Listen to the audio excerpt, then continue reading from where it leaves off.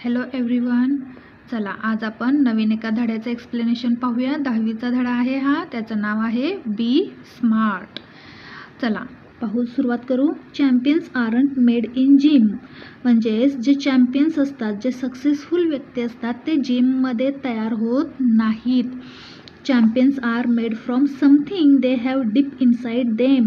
जे चॅम्पियन्स तयार होतात, जे व्यक्ती सक्सेसफुल तयार होतात, ते त्यांच्या आतमध्ये काहीतरी कलागुण असतात, म्हणून ते तयार होतात. आता काय काय कलागुण आहेत बघा त्यांच्यामध्ये. A desire, a dream, a vision. A desire म्हणजे त्यांच्या स्वतःमध्ये असणारी तीव्र इच्छा. अ ड्रीम ती इच्छा पूर्ण करण्यासाठी पाहिलेलं स्वप्न. अ विजन आणि त्या दृष्टीने त्या स्वप्नाचा दृष्टिकोन. बघा आता इथे स्पष्टपणे सांगितलंय, चॅम्पियन आहेत ते जिममध्ये तयार होत नाहीत. म्हणजेच तुम्ही जिम कधी लावता? तुम्ही मोठे झाल्यानंतर. पण तुम्हाला पुढे गेल्यावर आयुष्यात हे बनायचं आहे किंवा हे करिअर करायचं आहे, हे तुम्ही कधी ठरवता? स्कूलमध्ये असल्यावर. म्हणून तुम्ही जिममध्ये नाही चॅम्पियन होत. तुम्ही कुठे चॅम्पियन असता? स्कूलमध्ये असताना तुम्ही जे ठरवता आणि ते पूर्ण होण्यासाठीची तुमची इच्छा, तुमची स्वप्न आणि त्या पद्धतीने तुमचा दृष्टिकोन, यानुसार तुम्ही चॅम्पियन होता. They have to have the skill and the will. त्यांच्यामध्ये जे चॅम्पियन्स असतात त्यांच्यामध्ये स्किल आणि विल जास्त प्रमाणात असायला लागते. But the will must be stronger than the skill. पण विल आणि स्किल यांच्यामध्ये विल हे सगळ्यात जास्त स्ट्रॉंगर असावं लागतं. का माहिती आहे? जर तुमची प्रचंड इच्छा असेल पण काय करायचं हे नेमकं माहीत नसेल, मग ते जे काही करायचं आहे ते माहीत असणे म्हणजे अंगामध्ये स्किल निर्माण करणे. ह्याचे तुम्ही क्लासेस लावू शकता. योग्य व्यक्तीकडून तुम्ही मार्गदर्शन घेऊ शकता. म्हणून पहिल्यांदा तुमची इच्छा असायला पाहिजे, मग तुमच्यामध्ये स्किल डेव्हलप होत. बघा, successful professional thrive in the same manner. जे सक्सेसफुल प्रोफेशनल्स असतात त्यांच्यामध्ये सेम मॅनर्सची भरभराट होणे आवश्यक असते. We all have natural talents. आपल्या सर्वांकडे काही ना काही नॅचरल टॅलेंट हे असतंच असतं. If we use that talent to set our goal in life, we can easily get success in life. आपल्यामध्ये जे काही नॅचरल टॅलेंट आहे त्याकडे जर आपण लक्ष दिलं आणि त्यानुसार आपण कृती करत राहिलो, तर एक दिवस आपण लाईफमध्ये नक्कीच सक्सेसफुल होऊ. We shall not achieve our goals if we do not take action to achieve them.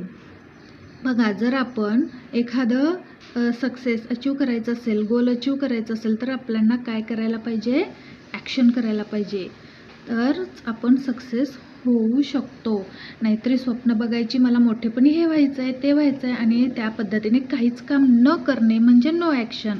आणि टेक ॲक्शन म्हणजे त्या पद्धतीने स्किल डेव्हलप करणे, त्या पद्धतीने शिक्षण घेणे आणि ते आपलं सक्सेस जे काय असेल ते पूर्ण करणे. ठीक आहे, बघूया next paragraph. Setting goals has to valuable assets. A sense of originality and a stepping stone to illuminate the path. बघा, गोल सेटिंग करण्याचे 2 व्हॅल्युएबल ॲसेट्स आहेत. तर पहिलं म्हणजे originality and stepping stone to illuminate. पहिली गोष्ट काय आहे? ओरिजिनॅलिटी. म्हणजे जे काही तुम्ही गोल साध्य केलेलं आहे ते खऱ्या पद्धतीने असायला पाहिजे. आणि दुसरं म्हणजे ते गोल सक्सेस होण्यासाठी ते तुम्ही स्टेपिंग स्टोन टू इल्युमिनेट म्हणजे त्या पद्धतीने मार्गक्रम करत राहिला पाहिजे. इल्युमिनेट मीन्स प्रकाशित करणे. तो मार्ग तुम्ही प्रकाशित करत राहिला पाहिजे, म्हणजे तुम्ही प्रॅक्टिस करत असला पाहिजे. Goals put one at the helm of life. Pursuing them acknowledges a better future situation. They help to steer a course of life rather than simply drifting along and letting things happen. बघा, काही वेळा काय होतं, की तुम्ही काय करता, जे होतं आहे ते होऊ दे, जे होतं आहे ते होऊ दे असं म्हणत म्हणत वेळ घालवून टाकता. सहसा 8वीमध्ये असताना 10वीची तयारी करा असं सांगितलं जातं शिक्षकांकडून.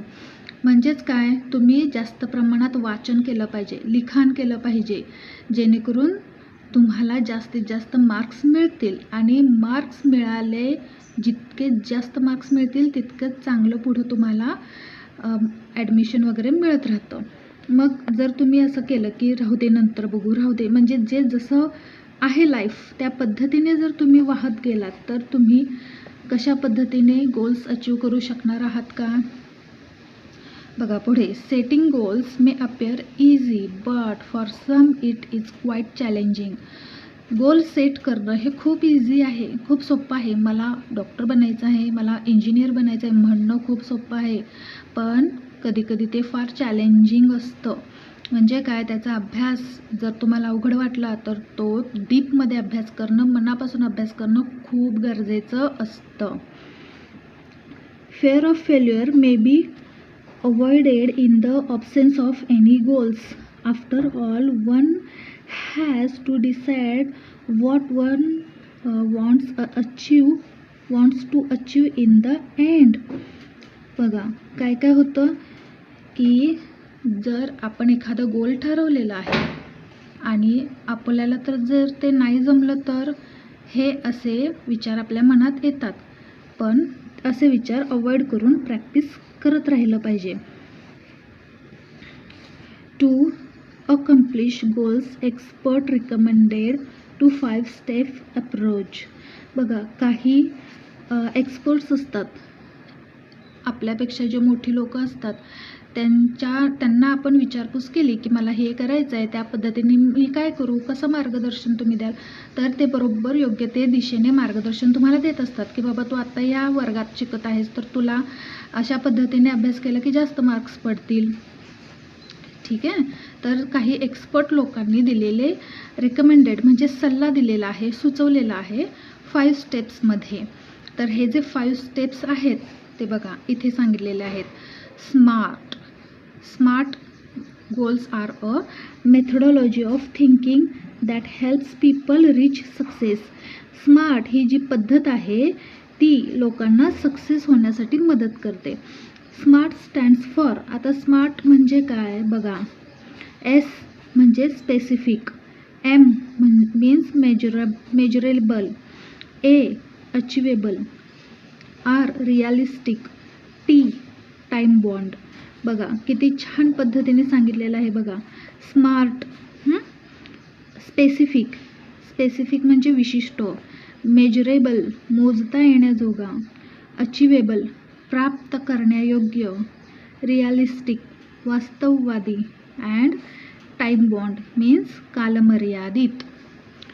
ठीक आहे, एक्सपर्ट लोकांनी जे सल्ला दिलेला आहे 5 स्टेपमध्ये, बघा हा 5 स्टेपचा सल्ला आहे आणि हे स्टेप तुम्ही योग्य पद्धतीने जर फॉलो केले तर तुम्ही आयुष्यामध्ये नक्कीच सक्सेस होणार आहात. तर बी स्मार्टचा हा पार्ट 1 आहे. पार्ट 2 तुम्हाला पाहायचं असेल तर कमेंट करा आणि लाईक, शेअर, सबस्क्राईब करा, जेणेकरून तुम्हाला नोटिफिकेशन येईल आणि दुसरा पार्ट आला की त्याचाही देखील तुम्हाला अभ्यास अगदी छान रीतीने होऊन जाईल. थँक्यू.